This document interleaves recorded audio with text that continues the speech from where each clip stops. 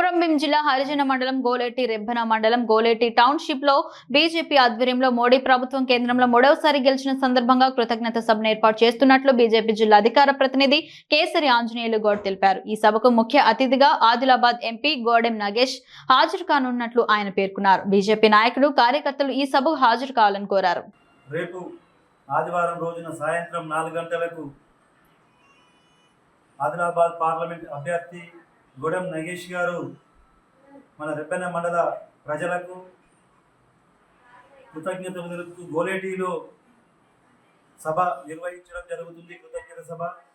ఈ కార్యక్రమానికి గోడెం నగేష్ గారు ముఖ్య అతిథిగా పాల్గొంటున్నారు. ముఖ్యంగా 3వసారి భారతదేశంలో నరేంద్ర మోదీ గారు అధికారం చేపట్టి సస్యశ్యామల పరిపాలన మరియు సురక్షణ సంబంధించి దేశ రక్షణకు మరి అదేవిధంగా అభివృద్ధి పథంలో కొనసాగడానికి దేశ ప్రజలు అందరూ నరేంద్ర మోదీని ఎన్నుకోవడం జరిగింది. రానున్న రోజుల్లో ఖచ్చితంగా దేశ ప్రజలకు మంచి జరుగుతుందని ఆశిస్తున్నాము. ముఖ్యంగా రాష్ట్రంలో కాంగ్రెస్ పార్టీ 6 గ్యారంటీల పేరుతో ప్రజలను మోసం చేసి 100 రోజుల్లో అన్నింటినీ చేపడతామని అల్లావుద్దీన్ అద్భుత దీపం ఉన్నట్టు చెప్పి ఈరోజు 7 నెలలు గడిచినప్పటికీ కూడా రేవంత్ రెడ్డి గారు మరి పరిపాలనలో విఫలమయ్యారు.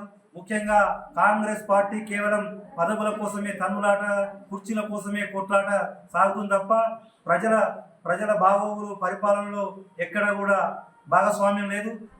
రైతుల కష్టాలు అదేవిధంగా ఉన్నాయి. రైతు రుణమాఫీ ఇంతవరకు లేదు. రైతు బంధు లేనే లేదు. మరి అదేవిధంగా నిరుద్యోగులకు సంబంధించి జాబ్ డిక్లరేషన్ సంబంధించి జాబ్ క్యాలెండర్ విడుదల లేదు. ఆ డిఎస్సీల కొట్లాట మరి ఇప్పటి వరకు కూడా యువతకు ఎక్కడ కూడా ప్రోత్సాహం అందించినటువంటిది లేదు.